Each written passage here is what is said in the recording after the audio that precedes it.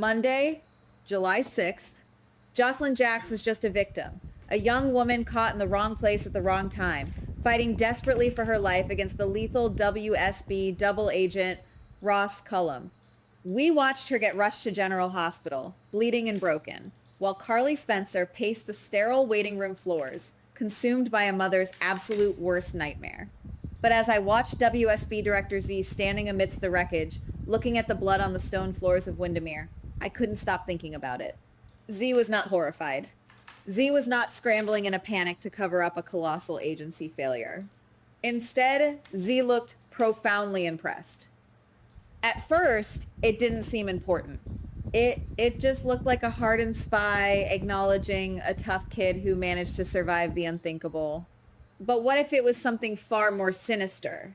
The more I think about it, the more I realize that the WSB does not operate on accidents. They do not leave things to chance, and they certainly do not let valuable assets walk away. What if the entire nightmare at Windermere was not just a hostage situation gone wrong, but a twisted, carefully orchestrated crucible? A test. I keep coming back to the way Z looked at Jocelyn. It was the look of a recruiter who had just found their crown jewel. Z might have initially viewed Jocelyn as collateral damage, a loose end to be tied up or eliminated to protect Valentine Cassidy's cold fusion secrets. But when Jocelyn, injured and bleeding, managed to brutally take down a seasoned, lethal operative like Cullum, the calculus changed entirely.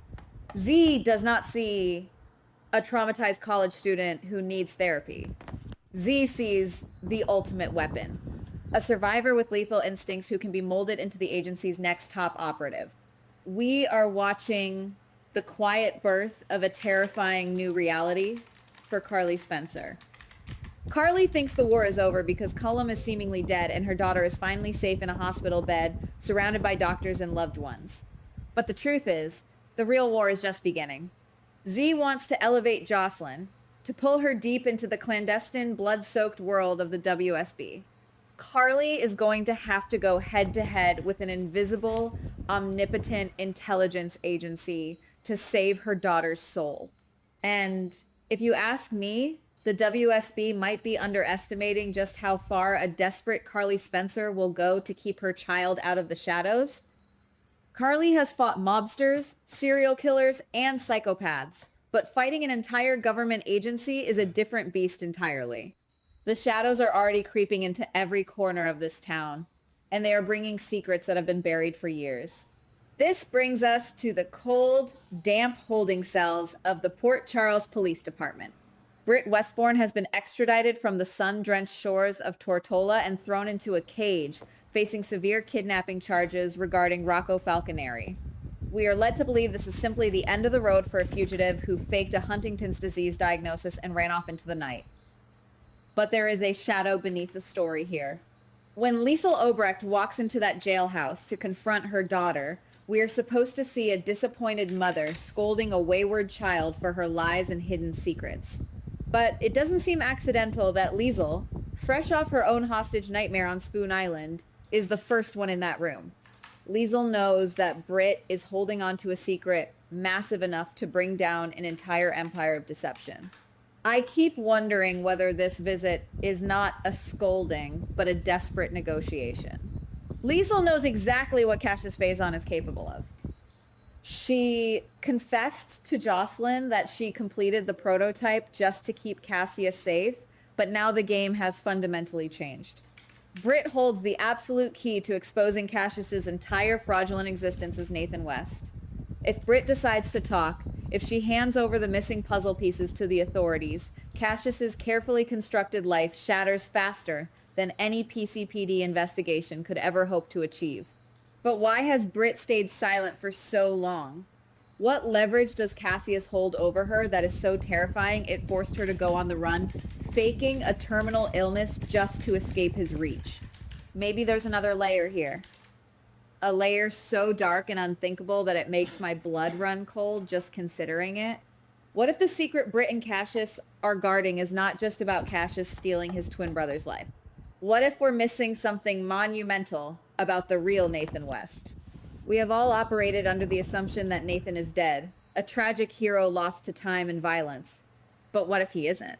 What if the real Nathan is alive, held captive in some dark, forgotten hole, and Cassius has been using his brother's life as collateral to keep Britt and Liesel in line? If Britt knows that Nathan's survival depends on her absolute silence, it explains every erratic, desperate move she has made over the last few months. It explains why she ran.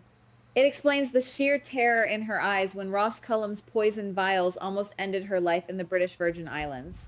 While Britt sits in a cell holding the keys to the kingdom, another woman is slowly waking up from the nightmare on her own. Lulu Spencer has been sharing her home, her bed, and her life with a man she believed was her resurrected love.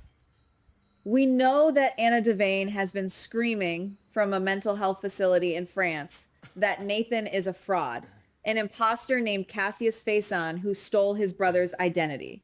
We know Felicia Scorpio is starting to investigate these wild claims for the sake of little James West.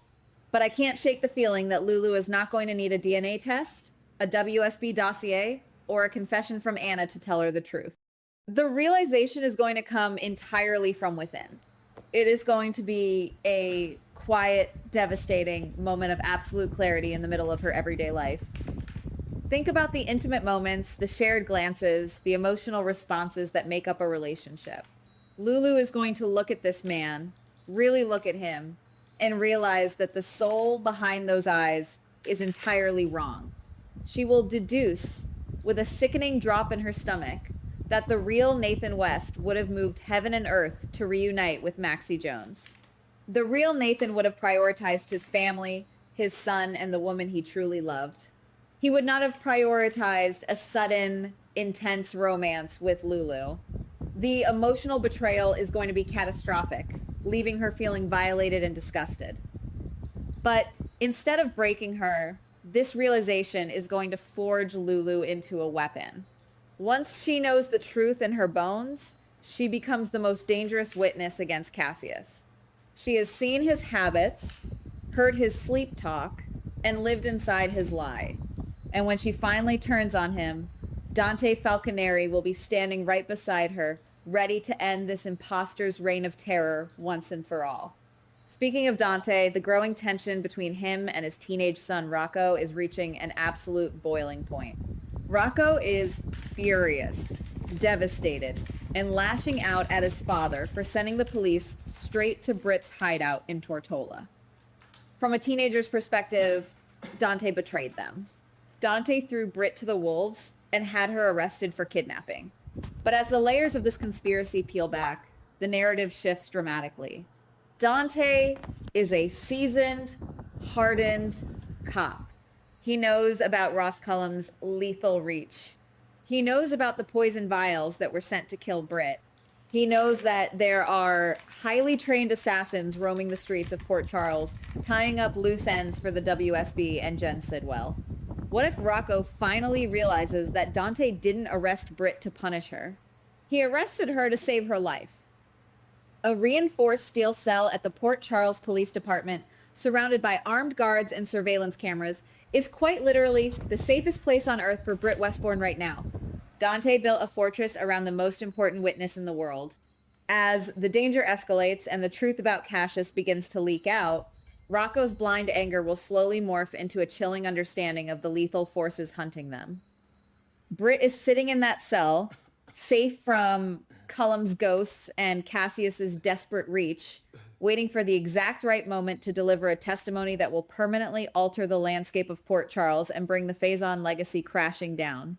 And while the adults are playing this high-stakes, life-or-death game of chess, the younger generation is quietly kicking down the doors to the vault. Danny Morgan, Charlotte Cassadine, and Molly Lansing Davis have been poking around the edges of this mystery. Danny just wants to clear Jason Morgan's name after Jason heroically took the fall for Rocco shooting Cullum on the pier. Molly is trying to keep the kids from going off script and causing more legal trouble. Charlotte is drowning in the guilt of keeping Valentine's secrets, but I keep coming back to the sheer scale of what they are actually uncovering. They think they are solving a local crime, a simple cover-up to protect a teenager from going to prison. They are wrong. They are pulling on a thread that is attached to a massive, sprawling WSB conspiracy involving rogue agents, double crosses, stolen cold fusion technology, and international espionage. Danny and Charlotte aren't just going to find a piece of evidence to exonerate Jason. They are going to stumble upon the blueprints of Z's entire shadow operation. They are going to find the hidden link that connects Cassius Phason's stolen identity, Ross Cullum's obsession with Valentine's prototype, and the WSB's dirty, blood-stained secrets. Jason Morgan will be cleared. Yes. His highly anticipated return to Port Charles is going to be glorious, a moment of triumph after months of darkness. But his exoneration is only going to be the catalyst for something much, much bigger. The moment the kids expose this wider network, a massive, unprecedented manhunt is going to begin. Cassius Phazon will have nowhere left to hide, his desperate attempts to say goodbye to James West completely ruined by the closing net of justice. The puppet masters pulling the strings from Geneva all the way to Port Charles will be dragged kicking and screaming into the light. But even as the pieces fall into place, something feels unfinished. The board is resetting. Z is still watching from the shadows, evaluating the next move, waiting to see who survives the coming storm. We are walking deeper into the dark, guys, and the monsters are finally starting to show their true faces. Goodbye. Please like, subscribe, and comment on the GH Spoilers Daily channel.